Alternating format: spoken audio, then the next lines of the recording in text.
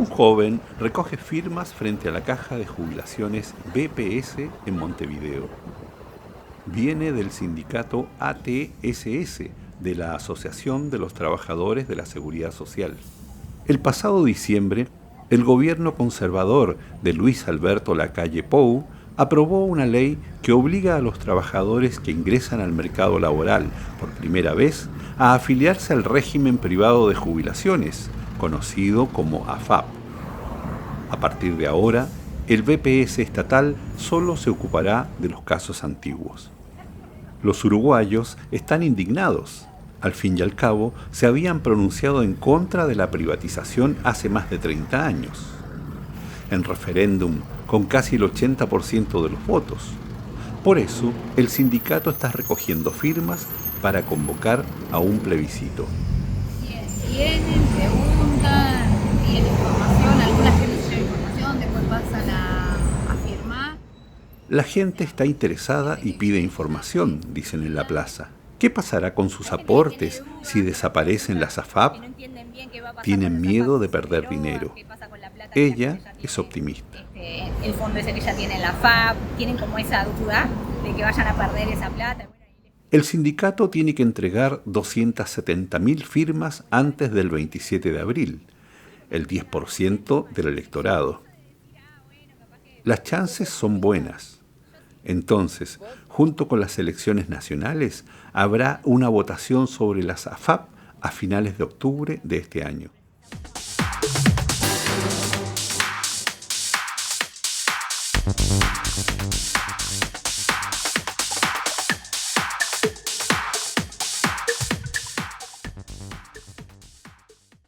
En este pequeño país, situado entre Brasil y Argentina, la democracia directa es muy popular, en lugar de la democracia representativa, que conlleva corrupción y lobismo. Al fin y al cabo, rara vez son las personas más brillantes y honorables las que se presentan a un cargo público para poner desinteresadamente sus capacidades al servicio de la comunidad. Tiende a haber una selección negativa en política. La democracia representativa está en todo el mundo en una profunda crisis. Los populistas, tanto de izquierda como de derecha, van ganando espacios. Existe el riesgo de que, en última instancia, perdamos la democracia y nos quedemos con un cascarón vacío, con un republicanismo simbólico e inocuo. Por lo tanto, ya es hora de buscar alternativas. Por ejemplo, para comprobar si los instrumentos de la democracia directa nos ayudarían y cuáles son sus limitaciones. Durante mucho tiempo al Uruguay se le llamó la Suiza de América. Y una de las claves era ese recurso reiterado a la vía del plebiscito o del referéndum, que aún hoy, en América Latina, es un recurso algo exótico. Uruguay se considera la única democracia real de Sudamérica. La corrupción es escasa, el poder judicial funciona razonablemente bien y las normas de una sociedad civilizada se respetan en general. Cualquiera que viaje desde Argentina está convencido de encontrarse en una isla de tolerancia y consenso. Aquí no se escucha a los populistas, pero ¿hasta cuándo? Es un Estado relativamente democrático, ¿verdad? Esto lo digo porque cada vez es menos democrático. A este pueblo de 3,5 millones de anarquistas conservadores, como dijese Eduardo Galeano, nunca le ha gustado la democracia representativa. Sin embargo, los uruguayos se están dando cuenta de que los instrumentos de su democracia directa se han vuelto ineficaces. También en Montevideo, los políticos, una vez elegidos, se preocupan poco por la voluntad de los ciudadanos y permiten que otros dicten sus políticas. Incluso los partidos de izquierda, antaño baluartes de la rebeldía y los valores colectivos, siguen el juego de las privatizaciones y se limitan a ignorar los resultados de los referendos. Los sindicatos y los grupos ecologistas están solos en el desierto. Pasaron ya casi 30 años desde que se incluyeron. Tuvimos varios gobiernos, tanto de derecha como de izquierda, y ninguno de ellos, más allá de que algunos en su campaña hablaban en contra de las AFAP, detectaban este problema, ninguno de ellos hizo un cambio estructural, una reforma estructural para eliminarlas. El año pasado hubo que declarar la emergencia hídrica porque los embalses estaban vacíos. Oficialmente, se dijo que la razón era la sequía y el cambio climático. El hecho de que los propietarios privados de las represas hubiesen dado un uso rentable al agua en otros lugares apenas se oyó en la televisión. Pero todo el mundo recordaba que no solo habían votado abrumadoramente en contra de la privatización de las obras hidráulicas estatales en un referéndum. Tras otro referéndum, el derecho humano al agua potable quedó incluso consagrado en la Constitución. La mitad de la población del país que se quedó sin agua potable, que recibió agua, pero agua no bebible, ¿sí? Agua que no se podía consumir, ¿sí? Debido a la sequía se comenzó a extraer agua de Río de la Plata con alto contenido de sal, entre otras cosas, que no se podía potabilizar. Y eso demuestra que el desmonte de la empresa pública también tenía sus consecuencias. El Estado uruguayo no estuvo en condiciones de hacer frente a esa crisis, y fueron particularmente los trabajadores, más de 1.600.000 trabajadores que viven en Montevideo y área metropolitana, durante 3 meses no recibieron agua potable. Las votaciones populares fueron un medio de lucha para la oposición, ya que su aplicación es obligatoria. Fueron una molestia para los gobernantes, pero las respetaron. Un referéndum es una válvula de escape, que a veces hay que tener para que el pueblo...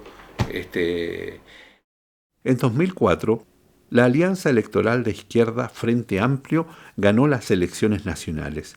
Se convirtió en gobierno y permaneció así durante 15 años. Pero en cierto momento, la derecha, que no es tonta, también empieza a impulsar referendos.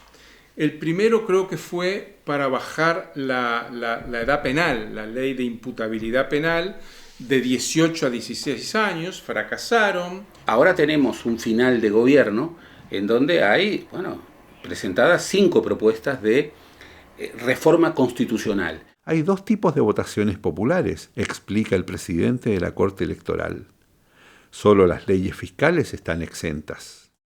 Referéndum contra las leyes y plebiscitos de reforma constitucional. El plebiscito es a lo que se somete un proyecto de reforma constitucional, ya sea, por ejemplo, promovido por los legisladores, como el que tenemos ahora ya en la propia Corte, o el promovido por iniciativa popular, es decir, con el apoyo de por lo menos el 10% del total de inscriptos en el registro cívico. El referéndum, mientras tanto, es un instituto de democracia directa, también previsto en la Constitución de la República, pero que se promueve contra las leyes.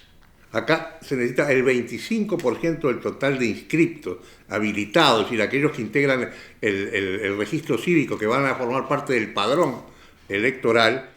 En octubre se votarán 5 temas. En primer lugar, el proyecto sindical para la anulación de las AFAP.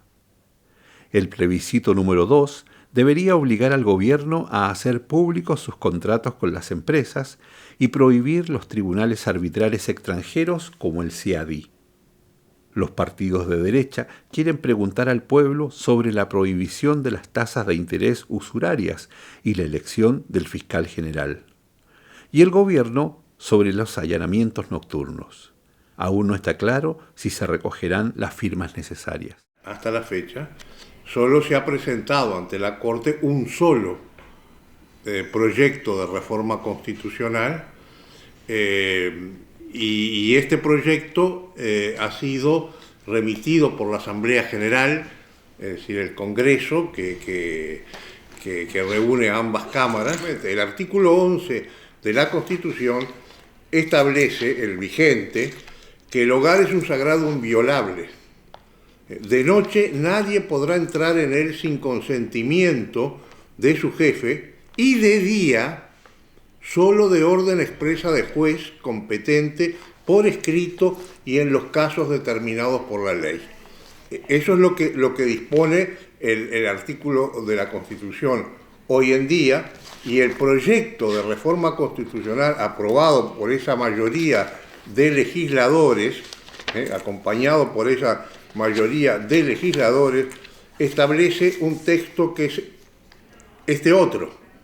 El hogar es un sagrado inviolable, es decir, mantiene el principio, pero agrega: nadie podrá entrar en él sin el consentimiento de su morador o por orden expresa y fundada de juez competente, dictada por escrito en los casos y formas establecidas por la ley. Es decir, no distingue entre día y noche. La democracia directa tiene una larga tradición en esta parte de América. Los indígenas no conocían la democracia representativa. La trajeron los conquistadores europeos, que venían de monarquías con ciertos parlamentos de élite burgueses. Uruguay se liberó del dominio colonial a principios del siglo XIX. La idea de José Artigas era una confederación con provincias y pueblos libres. Es raro en América Latina, que es un lugar muy especial para los institutos de democracia directa. Esto ya está en la segunda Constitución, que es una Constitución que se plebiscitó en 1918 y que se puso en vigencia en 1919. El político colorado José Valle y Ordóñez fue presidente 2 veces y sentó las bases del Uruguay moderno, socialmente reformista y laico. Para el vallismo histórico, el pueblo participaba de manera directa y era muy importante que el pueblo tuviera la vía, frente a una ley votada en el Parlamento, de recurrir por la vía del referéndum. Son 2 concepciones de la soberanía y 2 concepciones de la democracia. Los uruguayos ejercieron con gusto su derecho a mostrar a los gobernantes dónde estaban sus límites. Al principio se trataba sobre todo de correcciones de la Constitución, es decir, plebiscitos. Los referendos eran raros y la mayoría de ellos no dieron el resultado deseado por sus iniciadores. Su casi bicentenaria democracia se vio interrumpida por una dictadura militar de 1973 a 1985, pero ni siquiera los generales se atrevieron a ignorar el resultado de un plebiscito. La dictadura convocó un referéndum para imponer una nueva constitución en el año 82, si mal no recuerdo, no, en el año 80, 1980, y ganó el no. O sea, hubo un rechazo masivo, 60% a la dictadura, y la dictadura lo aceptó. Al final de la dictadura termina en 1985, y en el 86 se aprueba lo que se llamó la Ley de Impunidad. La ley, el nombre es tremendo, Ley de Caducidad de la Pretensión Punitiva del Estado. O sea, el fin de juicios, no hacer juicios a los militares torturadores, asesinos, desaparecedores, violadores, etc. Y en ese momento había una sensibilidad muy fuerte contra lo que fue la dictadura, e inmediatamente que se aprueba la ley, que fue en diciembre del 86, surgen solo en Montevideo más de 300 comisiones barriales para ver qué se hace con esa ley. La izquierda era minoría en el Parlamento, la mayoría de 2/3 largos era del Partido Nacional y el Partido Colorado, y no había otro camino que convocar un plebiscito. Que hubo miles de brigadistas. Se calcula que 30.000 personas participaron en el casa por casa, que así se llamaba, ¿verdad? Las barriadas, porque eran los barrios, para conseguir firmas. O sea, fue una organización y movilización popular muy importantes. El resultado del referéndum fue negativo, pero los partidarios del voto verde, que era la derogación, consiguieron un 40% de los votos, cuando el Frente Amplio, o sea, la izquierda, tenía un 20%. Vamos al Sindicato de Empleados de la Seguridad Social, ATSS. Ahora tienen que juntar las firmas que faltan para el plebiscito antes de finales de abril. Somos un país que es un país caro y pobre a la vez. Y desde el año 96 se nos impuso nuestra seguridad social. Nuestra seguridad social es lo que cubre todas las contingencias humanas, desde el hambre de un niño a una enfermedad que pueda tener una discapacidad, a una madre embarazada, a una persona que se queda sin trabajo tenga un subsidio por desempleo, a una persona que atraviesa la maternidad tener un subsidio mientras se tiene que quedar en la casa, si se enferma tener un subsidio por enfermedad, una jubilación. En 1992, el gobierno había aprobado la Ley de Empresas Públicas, que debían privatizarse, entre ellas el BPS y las obras hidráulicas, OCE. Pero no se pudo convencer a los votantes de que los operadores privados podrían gestionar el suministro con mayor eficacia. Ese mismo año, casi el 80% votó en contra de esta ley en un referéndum. Esto debería haber zanjado la cuestión. El soberano había hablado. Pero el gobierno hizo caso omiso y 4 años más tarde introdujo las aseguradoras privadas, las AFAP. Estas iniciaron una agresiva campaña publicitaria y muchos empresarios obligaron a sus empleados a pasarse a las AFAP. Ocurrió lo inevitable. El BPS pasó a ser deficitario, pues los aportes de los asalariados ya no iban a parar al sistema solidario. Aquellos 15% de los salarios y 7,5% de los empleadores. A partir de entonces, el BPS careció de estos ingresos, pero aún así tuvo que hacerse cargo de los problemas sociales restantes. El Frente Amplio llegó al gobierno en 2004 y había prometido soluciones. La OIT, la Organización Internacional del Trabajo de la ONU, también había dado la voz de alarma. Hoy mantienen solamente 18, las AFAP, todos los demás, lo dejaron 18 países, solo 12 lo mantienen. Por ese resultado que se dio de ese análisis, Uruguay participó, se comprometió en ese análisis a ir eliminando progresivamente esta privatización en la seguridad social.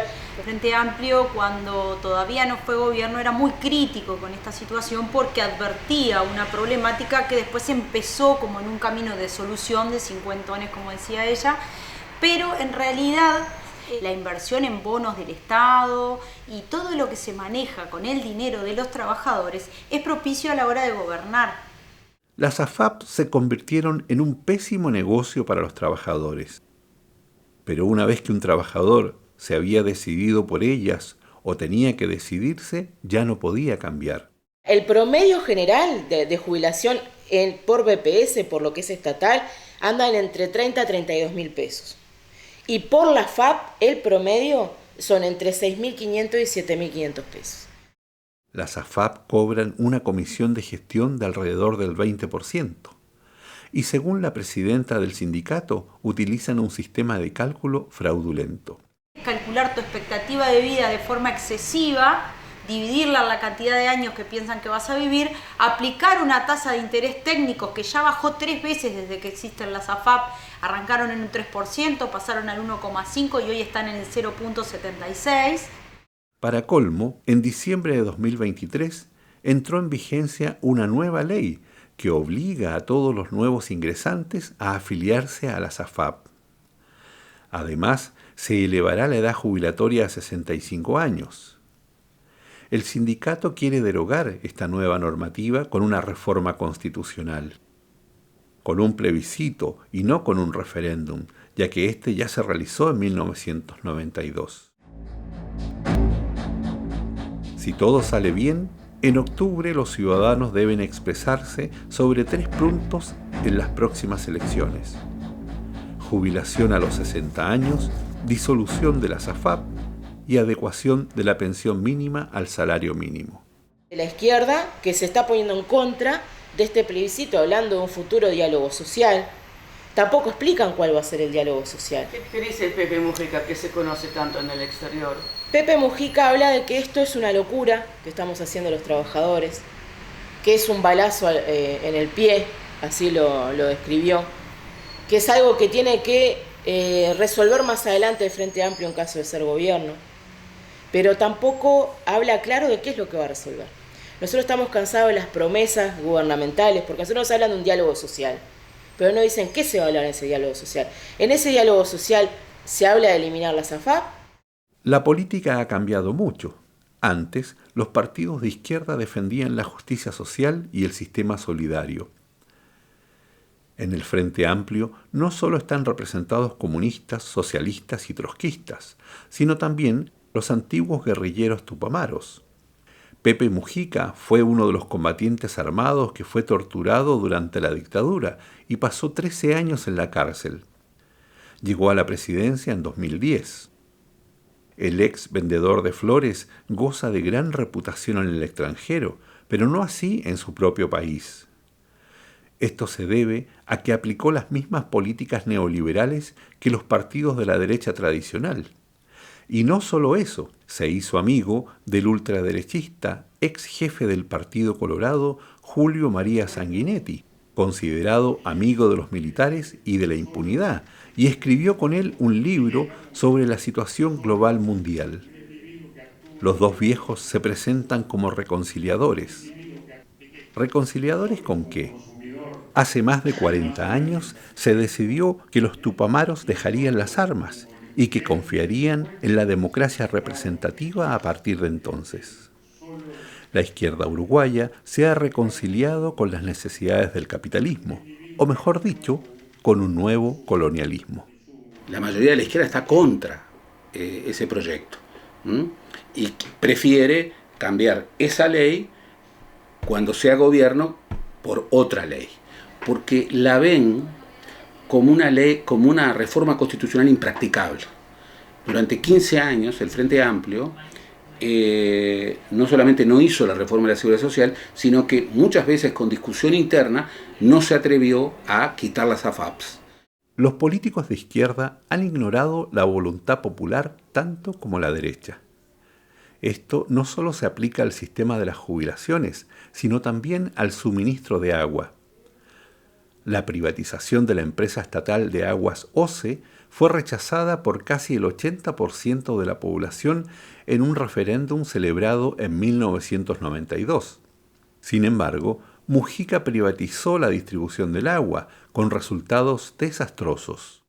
No tienen agua, por supuesto se encareció el precio del agua mineral, está en una situación de emergencia hídrica, así se denomina a esta situación que es verdaderamente desesperante y que lleva alrededor de un mes.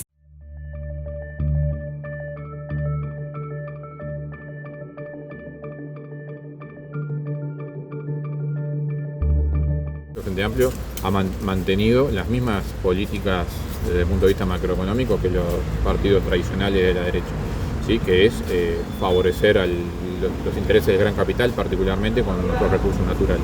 En el gobierno de Mujica, el ministro de Agricultura y Pesca propuso esa ley en el Parlamento, pero bueno, salió por amplia mayoría el tema de apoyar la ley de riego que lo que hace es privatizar el agua en los predios rurales, ¿verdad? Siguiendo las indicaciones directas del Fondo Monetario Internacional en cuanto a cómo tratar los embalses y represamientos de agua bruta en los cursos de ríos y arroyos en el interior del país, permitiendo que cualquier inversor privado construya una represa, embalse agua y la venda y la mercantilice, en definitiva. Esta ley está pensada para que el riego le pueda llegar a los pequeños productores. El pequeño agricultor no podía construir un embalse.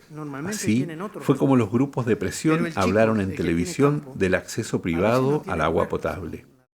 Un acceso inconstitucional, según la Comisión Nacional en Defensa del Agua y la Vida, una iniciativa ciudadana que se reúne regularmente en la sede del sindicato y organiza una campaña contra la venta de las riquezas naturales.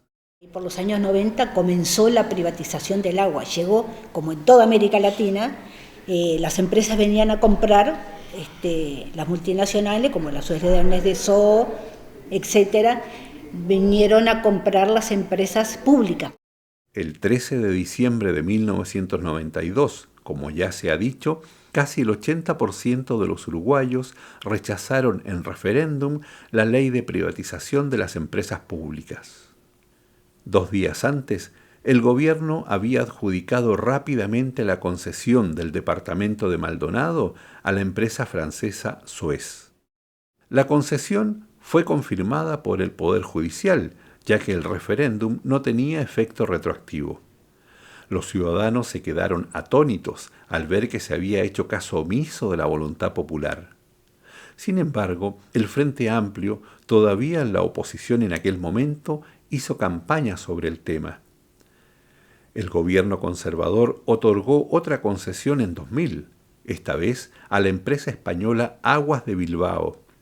Esto hizo que el caso se desbordara. La comisión decidió tomar el camino de la democracia directa y recogió firmas en favor de la reforma constitucional, con éxito. En el 2004, el 64,7% de la población aprobó esa reforma constitucional que básicamente tiene dos partes. Primero, que toda la gestión del agua y el saneamiento tiene que estar en manos públicas estatales. Y la segunda parte, que a la luz de lo que ha pasado todos estos años es la más importante, que todo lo que se haga con nuestros recursos hídricos tienen que contar necesariamente con la participación, gestión y control de la ciudadanía. El plebiscito coincidió con las elecciones generales, que ganó por primera vez el Frente Amplio. No eran buenas condiciones comerciales para los inversores europeos. Suez y Aguas de Bilbao abandonaron el país. Sin embargo, al nuevo gobierno de izquierda le resultó difícil aplicar la voluntad del pueblo y, en un principio, trasladó el problema a la burocracia, es decir, a un nuevo comité dentro del ministerio, y luego al Parlamento. Mujica presentó una nueva ley de riego que los partidos tradicionales de derecha también votaron a favor. Desde el 2004 hasta ahora se ha violado sistemáticamente la Constitución.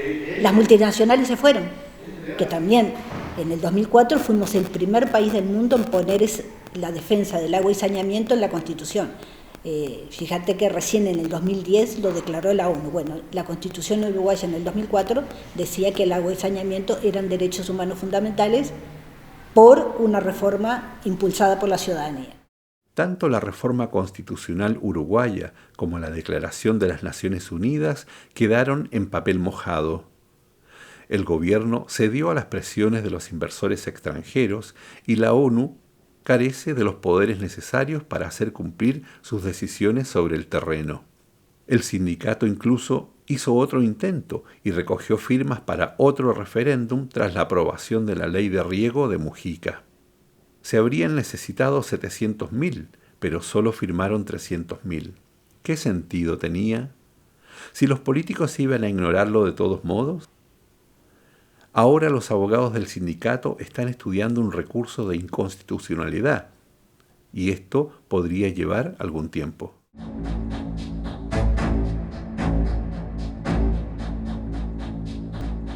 El quinto proyecto que se votará en octubre también tiene que ver con el agua potable y los recursos energéticos.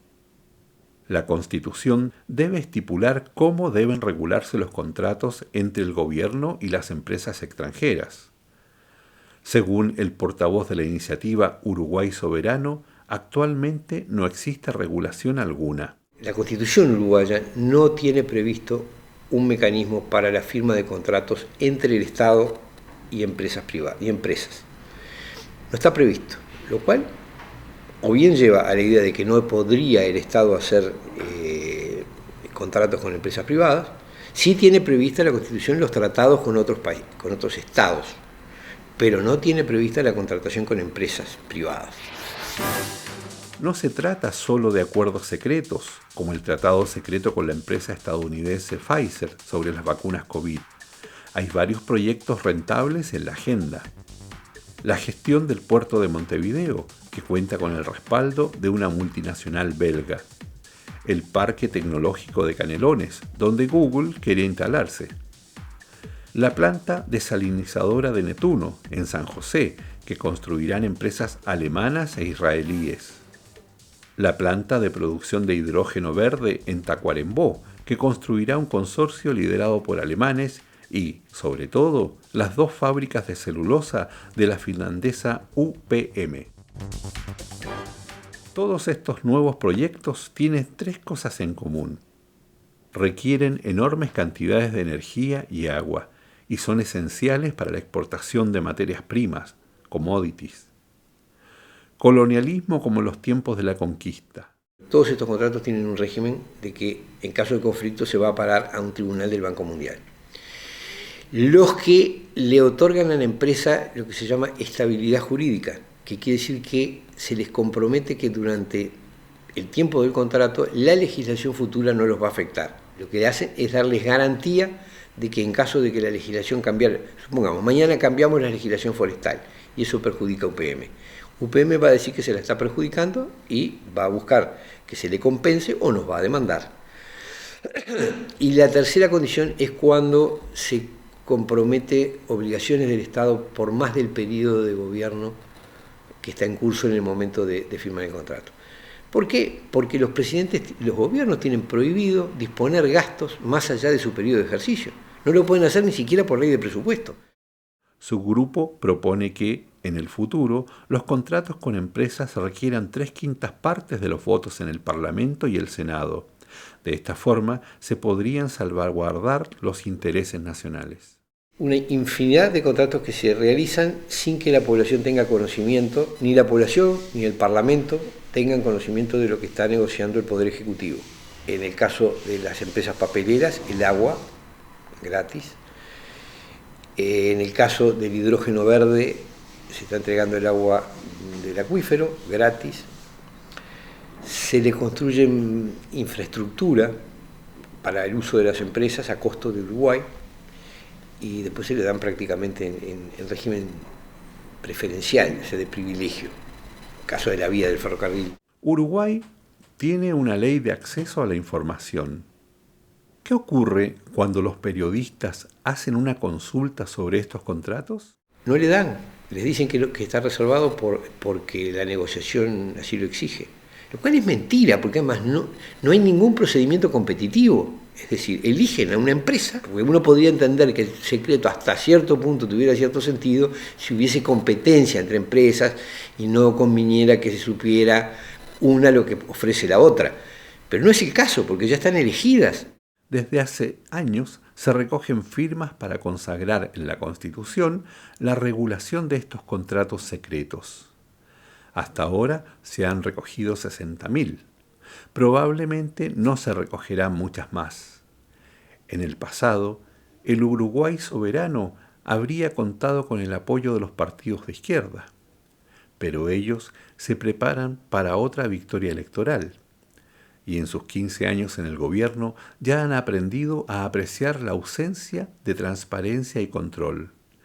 Ellos mismos firmaron algunos de los contratos con UPM. Los tiempos cambiaron. Porque le estamos diciendo, miren, unos y otros están entregando recursos vitales. Eso provoca una especie de shock en la gente. ¿Por qué? Porque está habituado a confiar en uno o en otro. Es decir, el que es blanco o colorado confía en el gobierno de la coalición y el que es Frente Amplista confía en el gobierno del Frente Amplio. Entonces cuando le decimos, miren, si ustedes se fijan, la gestión de gobierno de los últimos 30 años, 40 años, ya casi 40 años, ha sido de entrega sistemática de los recursos y de compromisos con empresas. Cuando uno le dice eso, la persona queda, pero ¿cómo? ¿Mi gobierno? ¿Mi partido? Además, en este momento hay mucho dinero en circulación. El peso uruguayo es fuerte, la inflación baja, la gente consume, mientras en Argentina hay hambre. Este auge no es el resultado del florecimiento industrial. Son los carteles de la droga sudamericanos los que blanquean su dinero en Montevideo. Pero eso apenas preocupa a nadie. ¿Por qué preocuparse por contextos políticos que de todos modos no se pueden cambiar? Después de todo, la gente ha intentado utilizar todos los instrumentos legales de la democracia directa para oponerse a la privatización de las empresas estatales. Se ganaron claramente todos los referendos y los políticos siguieron haciendo triquiñuelas, creando nuevas leyes y organismos o simplemente ignorando la voluntad del pueblo, alegando limitaciones prácticas. Le pregunto al presidente de la Corte Electoral, ¿cómo se puede hacer cumplir el resultado de un referéndum? Se encoge de hombros.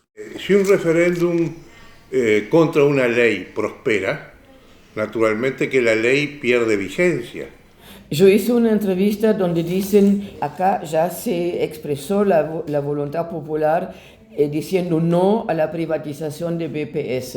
Y después, por otro camino, por atrás, hicieron unos trucos para inventar a los AFAPs, que en realidad ya esa ley es una traición a lo que se votó. Esa es una opinión muy respetable, pero una opinión al fin. La gente da la espalda a la política, a la democracia. En los últimos 30 años han aprendido que en su pequeño país modelo no es su pueblo, sino otros poderes completamente distintos los que mandan. Poderes que no han sido elegidos y que no necesitan el consenso social. Entonces, ¿para qué sirve la democracia? El poder no está más en los partidos políticos, no está más en el Parlamento. El poder pasa lejos de ahí, ¿no? El poder los tienen los capitales, los tienen las multinacionales, son esos los que en realidad dictan las formas de vida de la humanidad. No pasa solamente en Uruguay, pasa en el mundo, creo, ¿no? Yo creo que cada vez está más lejos el poder real de los partidos políticos y de los parlamentos. Y ni que hablar de la justicia, ¿no? Es conocido que el 85% de la tierra cultivable con soja en Uruguay está en manos de capitales extranjeros. La Bayern y Monsanto, al grupo inversor que hoy está presente en muchas inversiones de este tipo, como el BlackRock, ¿sí? Que son quienes de fondo están administrando esto y son los que han promovido las inversiones para represar agua, tanto para usarla en sus propias plantaciones como para vendérsela como producto mercantil el agua a otros. Los sindicatos han dado la espalda a los partidos, incluido su Frente Amplio. Algunos probablemente votarán por ellos como mal menor. El populismo nunca ha podido afianzarse en Uruguay. No está disponible como salida para el descontento y la rabia de los ciudadanos. Los signos apuntan a una despolitización o una radicalización, lejos del régimen de partidos.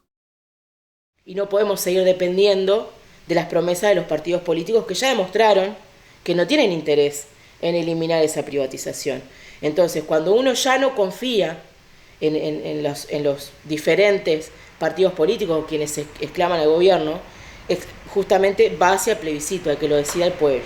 Que el pueblo sea quien gobierne, que es nosotros creemos el arma más importante que tiene la democracia.